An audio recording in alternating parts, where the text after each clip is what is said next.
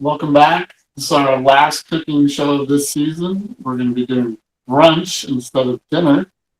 Brunch isn't really the right term, except that it's 10:30 local time, and I want to make some breakfast items. Um, so today we're going to make a whole bunch of different breakfast items. We're going to make eggs and potatoes. We're going to make French toast, and we're going to make pancakes. Um, Normally, when I make my pancakes, which is the first thing we're going to make, um, normally I've been making them with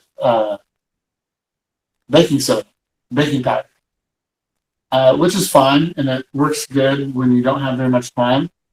But since the pandemic hit, I've been switching over to using yeast. So I'm going to make yeast pancakes. I think they taste less chemically. I feel like baking soda leaves sort of a carbonation in my mouth, and I don't like it.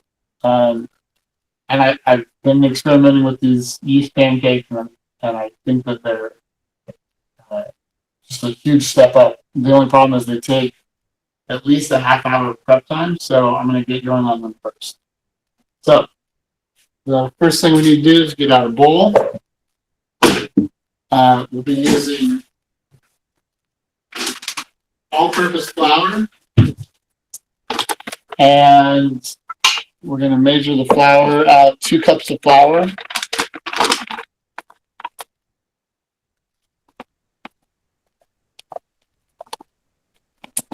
So you'll see these are quite easy to make. It's just a couple of ingredients. And I'll give you a couple tips along the way on how to really improve them. I've been kind of perfecting pancakes over the last couple of months. So 1 cup of flour. I'm not using a dry measuring cup, which, again, I'm not a baker. It doesn't seem to matter.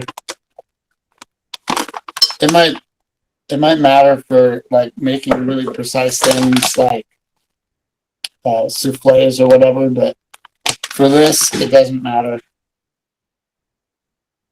So 2 cups of flour. We're going to do a packet of yeast. I don't have any scissors to open this packet of yeast. Yeast might be a hard thing to come by these days. And if you can't get yeast, you would do it exactly the same, but you would just use a tablespoon of baking powder. So yeast, whole package of yeast. And then we're going to get that's it for, a pinch of salt, and then that's it for our dry ingredients.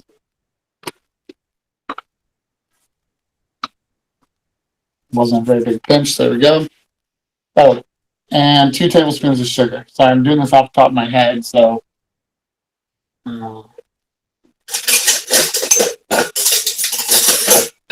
2 tablespoons of sugar.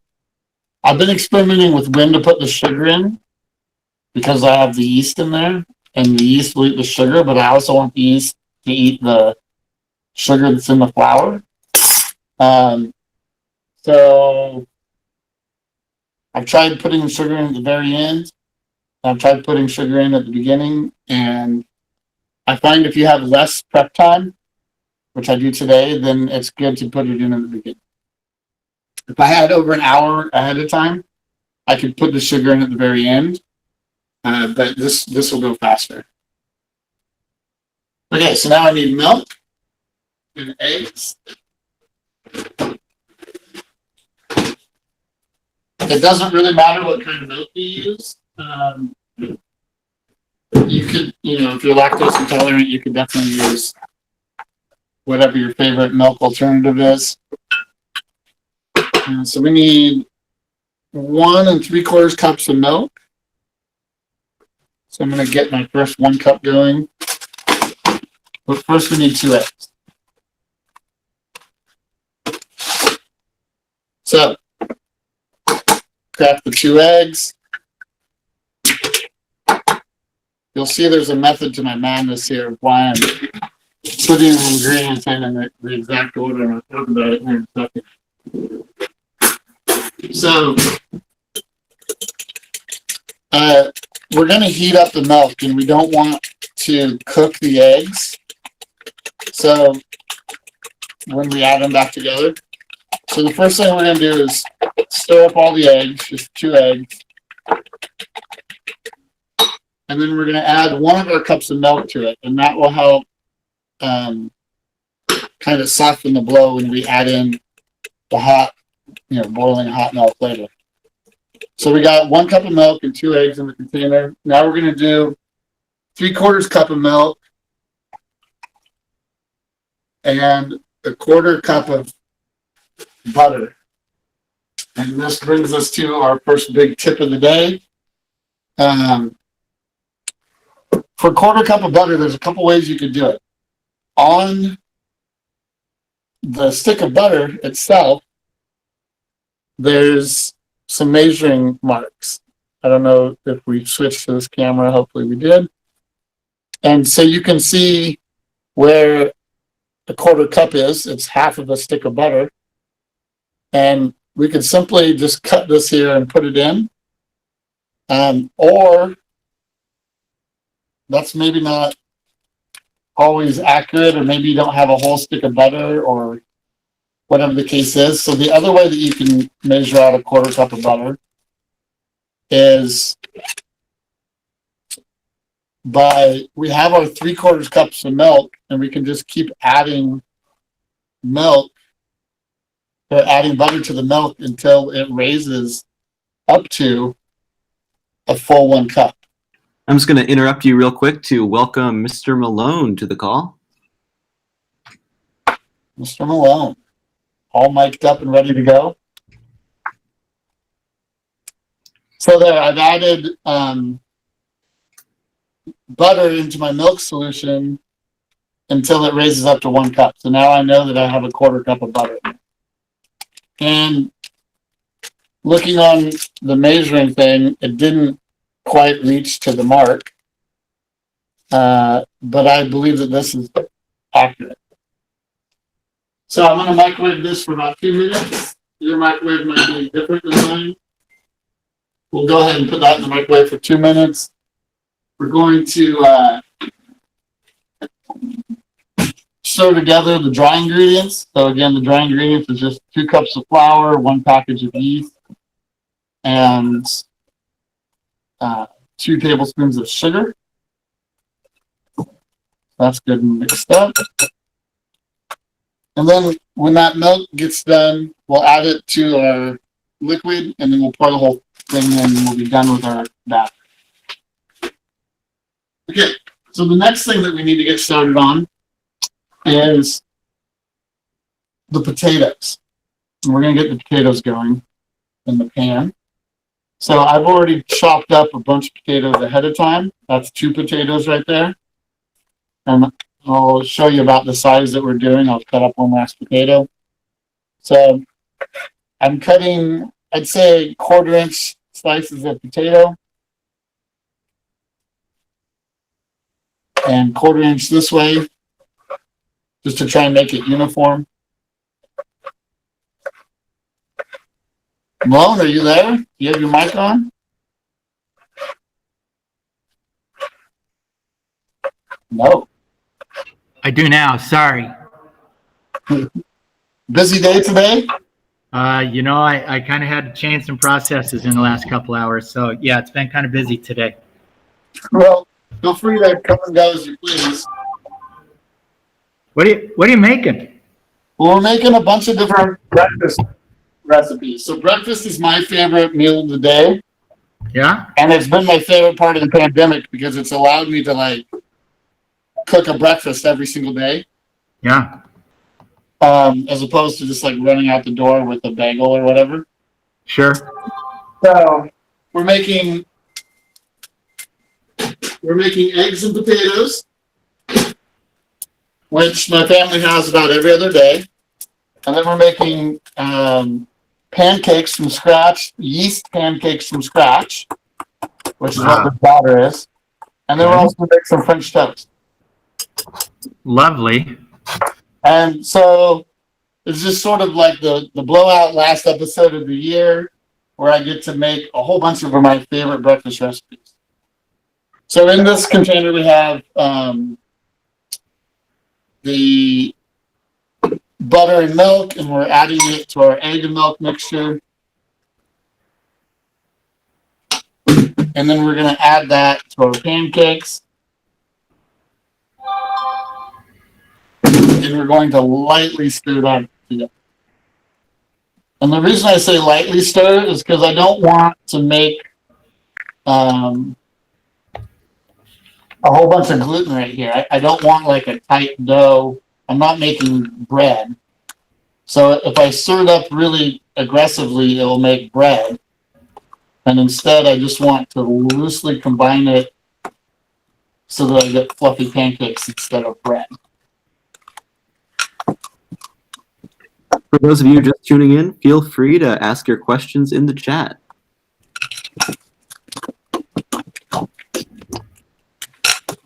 Okay, so we got that all combined together. I'm going to set it aside, and at the end of the episode, we'll make some pancakes. That's going to take a minimum of 30 minutes to rise, and it would be great if it could go an hour. It's obviously not going to go an hour today. Okay, so we have our potatoes all cut up. I'm going to add that to the rest of our potatoes. If it's your first time making potatoes in a pan like this, then use butter, because butter helps everything better. Oil is really hard to work with potatoes. So I'm using butter because I'm going to be busy talking to you guys, and I will lose track of what I'm doing, and butter will just help me out there. So butter in the pan, get the pan good and hot, and then the potatoes are going to go in. Ben Dover asks, what's your favorite kind of potato? Yellow potatoes, sweet potatoes, couch potatoes? Wow. Did we ever unmask who Ben Dover is? No, I don't think we did. Yeah? Do we have it narrowed down to a few people? I mean, not really, no. So, I like russet potatoes. That's what I'm using.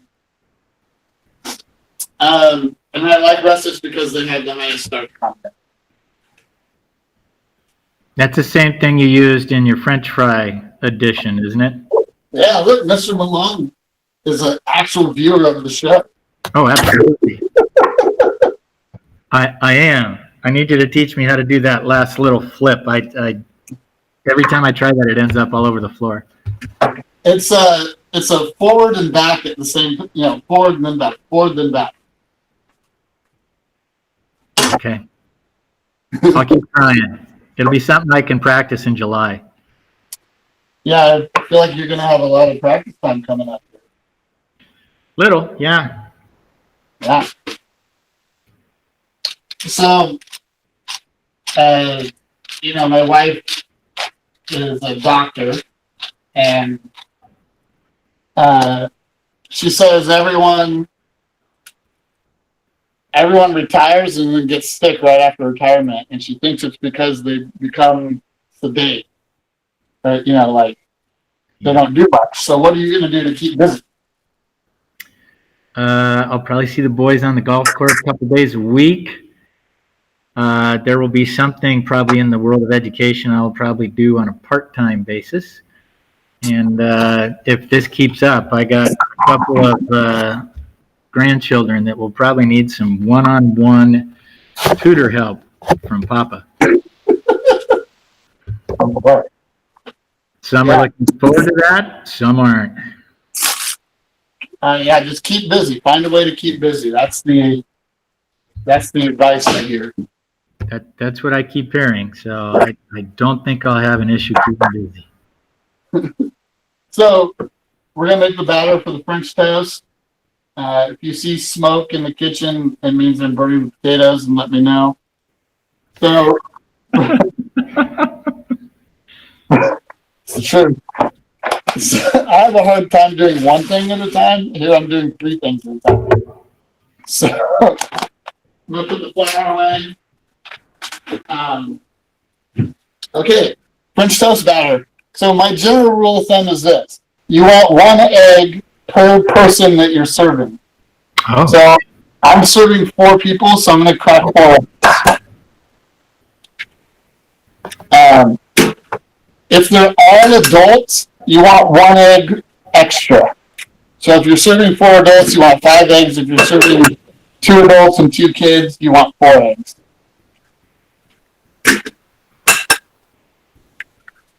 So I got my 4 eggs. And same with the pancakes. Give these a little stir. Same with the pancakes. I feel like it's easiest to whisk up the eggs first before you put in the rest of the ingredients.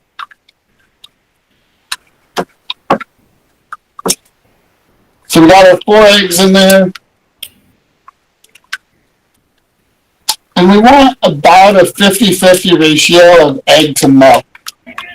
I've never measured it once in my life. I'm not going to start today. So pour in some milk until it seems like about 50-50. And then you want about, I usually use a capful, but I think a capful is about a teaspoon. You want a teaspoon per egg. So I put in 4 eggs, so I'm going to put in 4 capfuls of vanilla.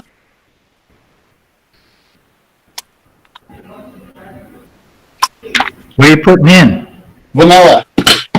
Okay. And then Pure or extract? extract. Okay. And then I'm going to, there's my cinnamon. I'm going to put in some cinnamon. This is all kind of to taste, right? This is the way I like it, but you might like less cinnamon, more cinnamon. So that's why I'm not really giving you any accurate measurements. I'm giving you sort of a baseline that you can work off of. So whisk that all together. Try not to aerosol the cinnamon. It likes to kind of, until it gets waterlogged, it likes to fluff up in the air. We've got a question for Mr. Malone. What do you expect to happen with school next year? Are we going to keep doing distance learning?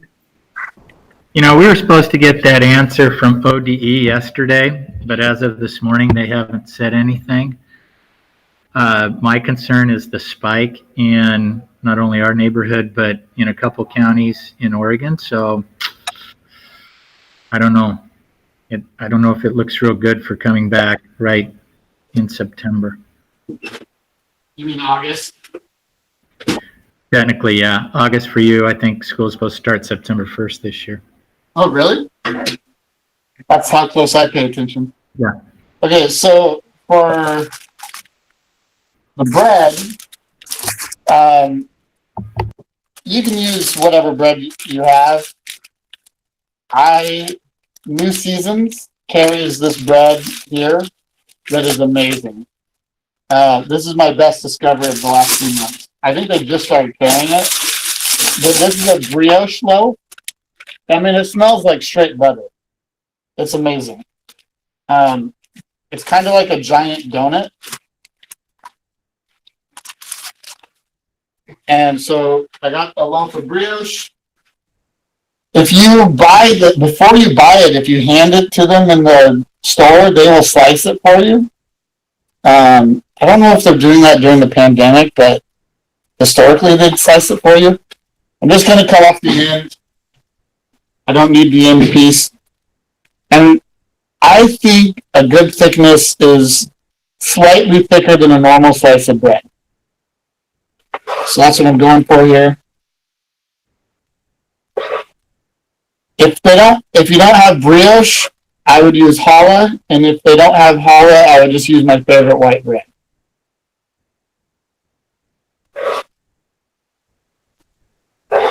Lauren, what's your favorite breakfast besides on work days? Like, I know you like your yogurts in the morning, but I do the full thing on Sunday with bacon and some kind of sausage or a couple eggs. Yeah, pretty traditional. Yeah, eggs, potatoes, and sausage, or no potatoes? Oh, well, potatoes, that's a real treat. Yeah, if I have time for that, I'll do that.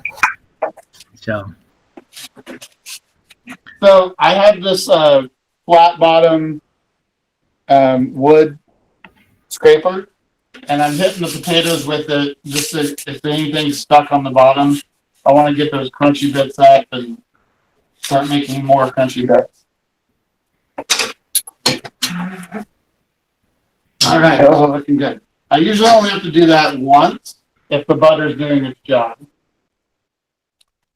Okay, so I have all of my French toast ready to go. I'm going to move my batter close to the burner. Something I didn't show you guys is I turned on the burner for the French toast a long time ago, like at the very start of the episode. So I put some butter down on the griddle. It's really hot. I'm going to wipe that butter around on it and then wipe the excess off. How hot do you think that is for those of us that don't have your setup? Low to medium low. Low to medium low. Okay. And the reason why it's so low is because these are thick slices of French toast. And my least favorite thing in the entire food universe is undercooked French toast. So I want them to cook low and cook all the way through. And flipping them a couple times to kind of patting them, and patting them helps the little capillary action and gets the batter to go all the way through.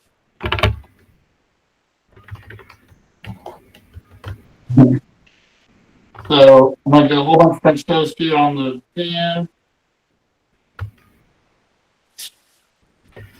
I do like that, especially this time of year when the strawberries are fresh. That's a fantastic Sunday right there. Yeah, well, I'll show you what I got in terms of strawberries here in a second.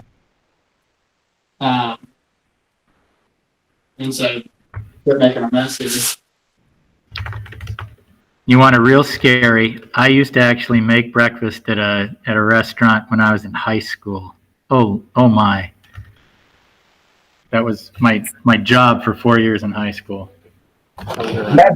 You worked as a cook? Yes. It's a tough life, huh? Yeah. You got to be on your game all the time. All the time. It is one of the hardest things I've done in my life, for sure. It's stressful when there's a rush. It's unbelievably stressful. But the planning to figure out how to get everything to come out at the same time has proven to be very helpful. Yeah, it's incredible training for life. It's one of the few jobs you can do as a kid that will help you for all of your life. You're never going to stop eating. So we have the French toast on. They're on really low. And let me talk about the strawberries for a second. So I cut up a whole bunch of strawberries. These are hoods. These are local Portland strawberries. I think they're from Sauvie Island. And the reason why they're called hoods, if anyone wants to know, is that these strawberries, hopefully we got this camera angle going, these strawberries have this little part up on top with no seeds on them. And they think when they're growing, this part is white. It stays white longer than the rest of it. And so that's like the little Mount Hood. That's the story I heard about these. And so I have a whole container of Hood strawberries, and look at how red those are. That's crazy. These are amazing. But right now, I don't know about Fred Meyer's, but if you go into New Seasons, they got Hoods for $4 a pint, which is an incredible good price for them. They're only going to last for another week or so. We're going to do strawberries and whipped cream. And actually, let's do the whipped cream next. So, whipping cream. I like to be indulgent on the weekends, you know. And this isn't a weekend, but this is something I'd normally make on the weekends. So, strawberries only ripe for about 3 weeks out of the year. Let's eat some whipping cream. So I got some whipping cream in there. I'm going to put in like a tablespoon of sugar, powdered sugar.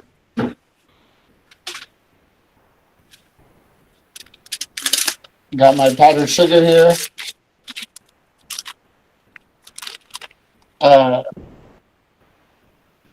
Tablespoon of powdered sugar. And another capful of vanilla.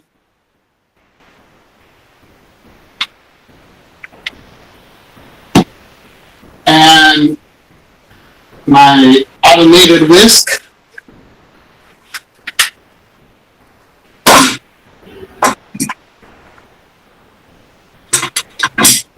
Hold on. I think I got it plugged in over here. I'm going to plug it in on this side.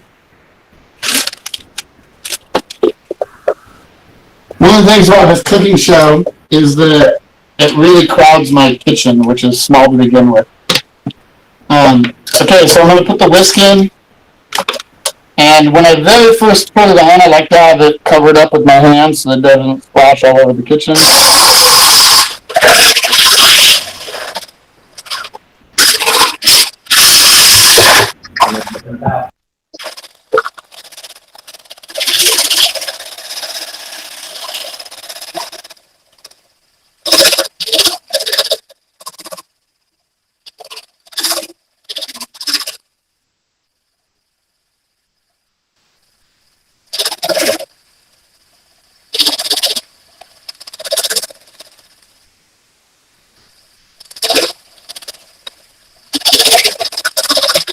Just do a few more seconds on this. It's sort of peaking.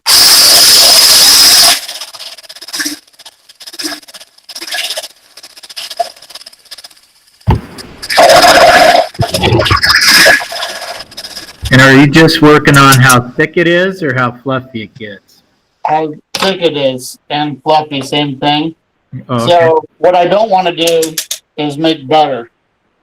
Yeah. And if I went a little bit longer here, I'd have butter.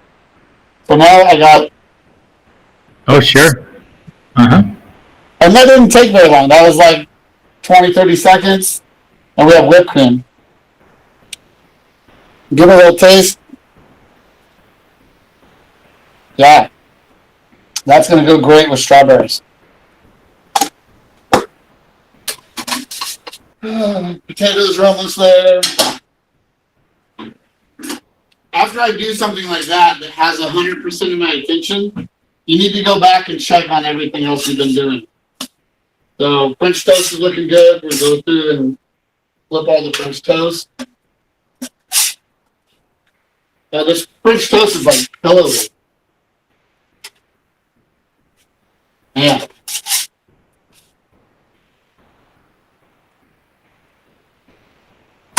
Did you do much breakfast in your chef life, or were you mostly in the afternoon and evening? Oh, I was all 100% in the afternoon and evening, except I worked at a crepe place.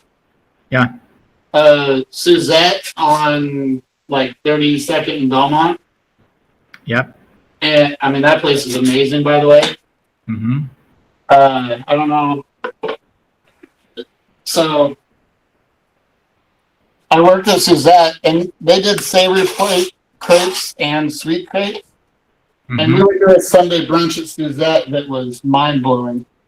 And that's really the only time that I did a breakfast thing.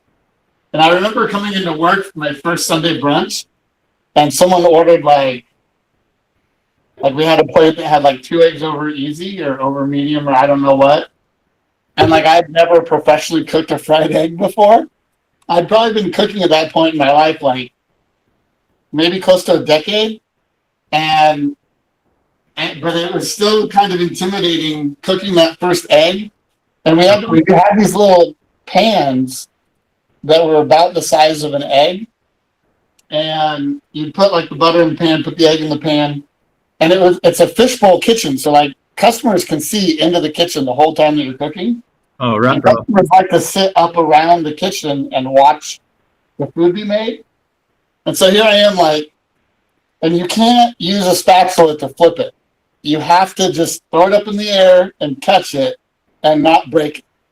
Whew.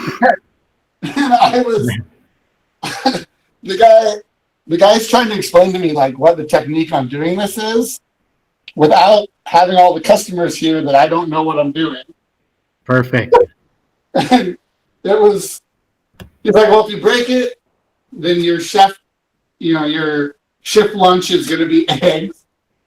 And if you don't break it, then the customer's going to be happy. So don't worry about it. French toast is looking really good. I'm going to turn that down. A couple of them are actually a little too burnt, but that's okay. Kids will like them. Live TV. You're putting up strawberries and whatnot on it. It'll be fine. So I'm going to really quickly make some eggs and then send a bunch of food out to the kiddos. And then I'm going to make the pancakes while the kids are sort of eating their thing. I invited my neighbors over, so my neighbors are actually going to be sitting outside under my covered patio eating half of this breakfast. I was trying to think, I'm making 3 breakfasts. How am I going to get it all consumed, you know?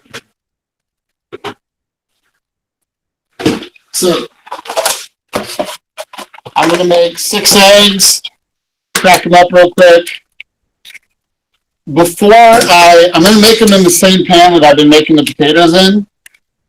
And before I put the eggs in the pan, I want to turn the pan way down and let the potatoes sort of absorb a lot of the excess heat in the pan. So now's the time to turn the pan way down.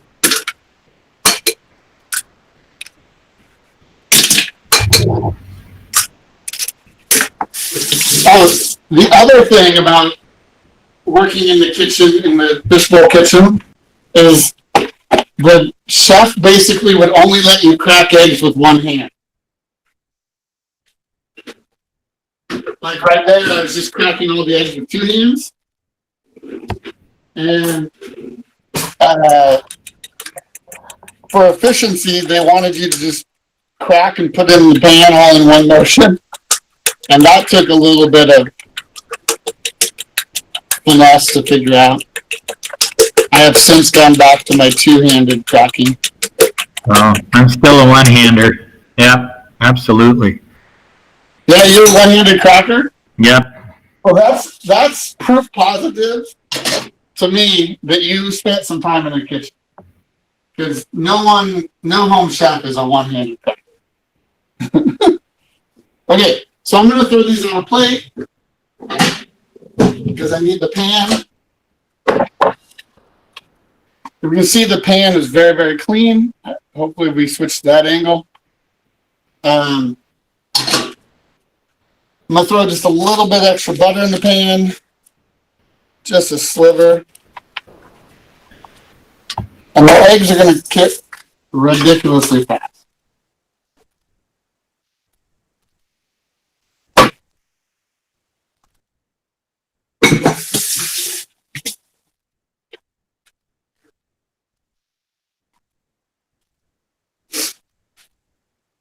Okay.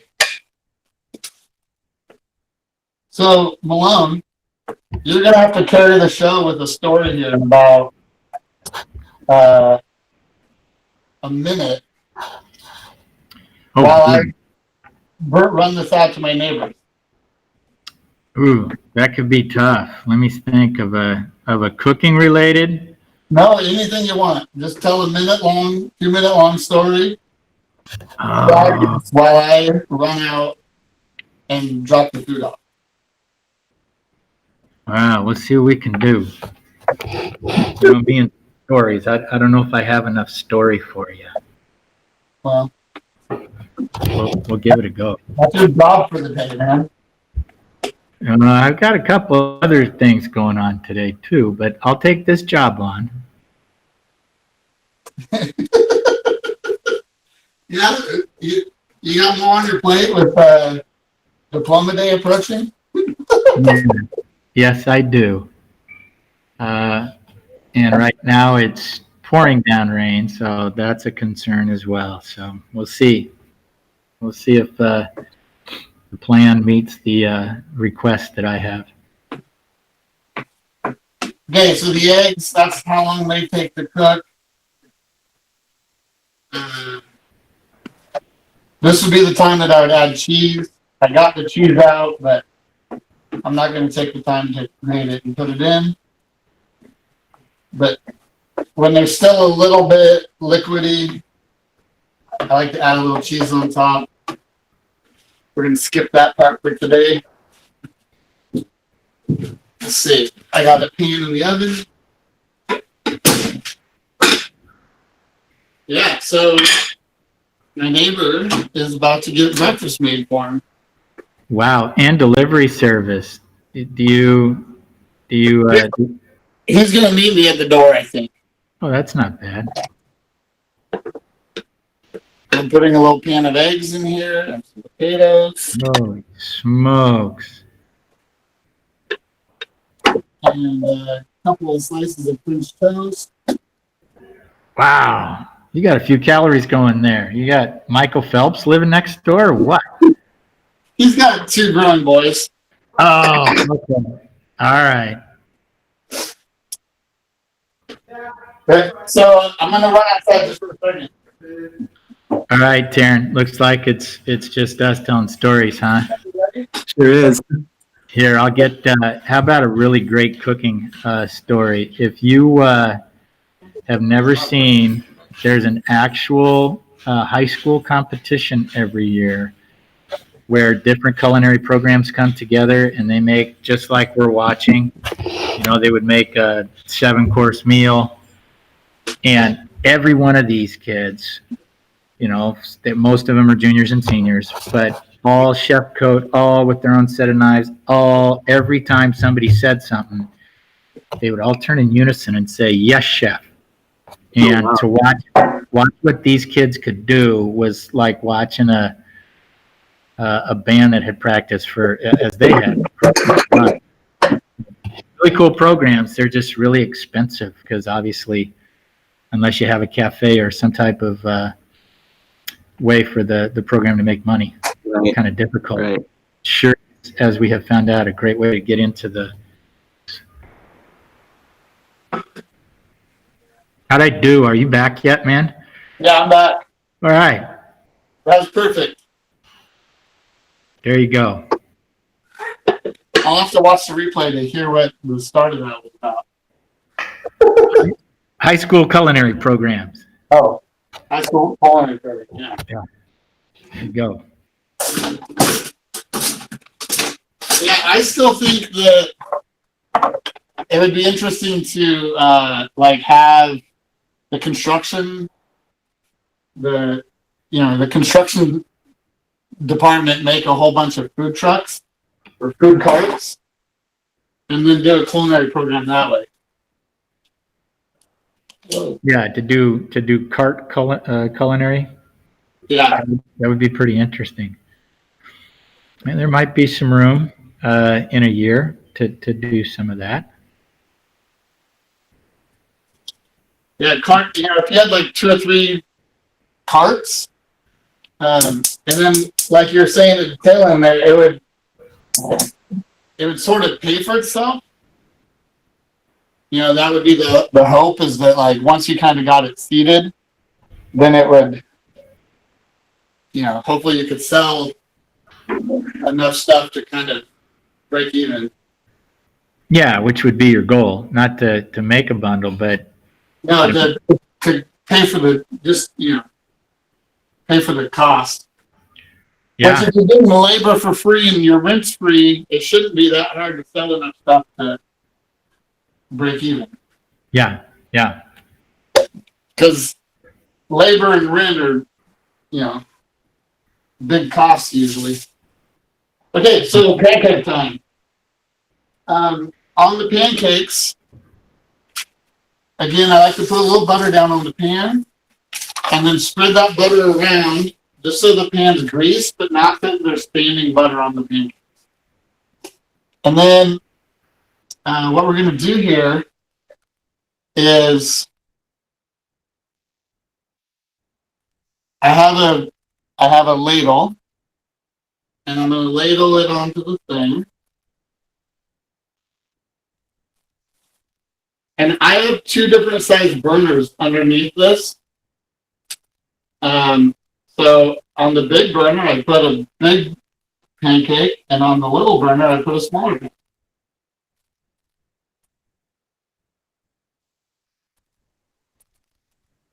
That was pretty cool. My neighbor was standing right at the doorway with his wife and kids, ready to eat, and I just packaged it all up and sent him home. He's the neighbor that's like makes all Hollywood neighbors, like movie neighbors, that are the most amazing neighbors you've ever seen. He puts them all to shame. He's an amazing neighbor. So it was cool to be able to show him my appreciation there. He was pretty stoked. Man, these pancakes are awesome. Have you ever made yeasted pancakes? We might have lost Malone. Sorry, I was responding and it was off. No, I never have. I took notes on those. Yeah, I'll email the recipe. It's a like tried and true winner recipe. Again, we're letting them set for that was probably 40 minutes. If you can let them sit for a whole hour, that's better. I don't know if the camera is able to capture the brownness on these. Yeah, I think so. There you go. Yeah, I mean those are like gorgeous. Those are wonderful. And then the last thing I like to do with my pancakes is I like to heat up the maple syrup. So I'm going to put a little maple syrup in this little ramekin I have here. And then I'm going to put a little piece of butter in with the maple syrup. This is my butter syrup recipe. And then throw that in the microwave for like 30 seconds.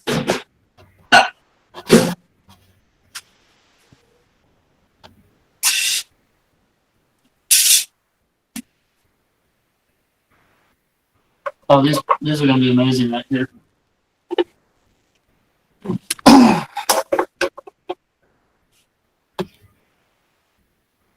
And we're just going to take your word because obviously you're going to be able to tell us in a minute. Yeah, it's not one of the shames that we haven't invented smell-o-vision yet. There you go. That'd be a fantastic thing in most cases.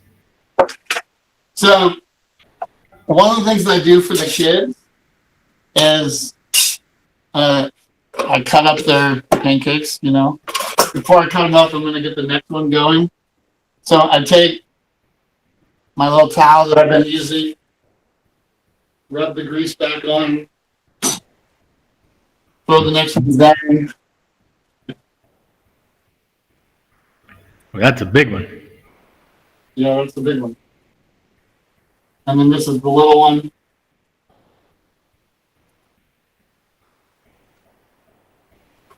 And then, yeah, go ahead. So cook time wise, do these take longer than if you're just using a mix? No, I don't think so. I think it's about the same. Okay. But they're way fluffier. Like, Yeah. I don't know if you can see it, but like this is a really big spongy. So I cut them up like that for the kids. I just find it's easier to cut them now on the cutting board with a big knife than it is to cut them on the plate later. Yep. Yep. And throw these on the plate. This is where I would have done the whipped cream and strawberries, but I gave all that away to my neighbor. So instead bummer. we're doing butter and syrup. You're a really good neighbor. Yeah, I can't believe I gave him all the strawberries. Oh, man. Okay. So there we are. We're done. Oh, you know what I didn't do this whole time? This is really sad. This is like a half pound of really amazing bacon. Oh, that is really sad. Oh well, live TV. You win some, you lose some. So let me tell you the thing I was going to say about the bacon, though, and then we'll be done for the episode. Since I was using so many burners today, I was going to cook the bacon in the what do they call it? The air fryer. Oh. So I was going to air fry the bacon, and I've never done that before, but it was out of necessity. So I think I'm going to air fry the bacon now, and maybe I'll put a comment on the YouTube channel to tell you if the air fried bacon was a good idea or not. All right. An air fryer. That's fantastic. It seemed like it should work. I'll let you guys know if it does. Okay. I'm going to go ahead and plate the rest of these pancakes. Oh my God, look at those. Golden brown. Looks pretty nummy. That looks a little better than that yogurt I have every day. All right. Thanks, Malone. Hey, thanks very much. It was a real pleasure. Enjoyed it. Yeah. I hope our paths cross at some point. Yes, I'm sure they will. me as well. Okay, my friend. Keep up the good work. See ya. Uh-huh. Thanks for tuning in, everybody. All right. Bye.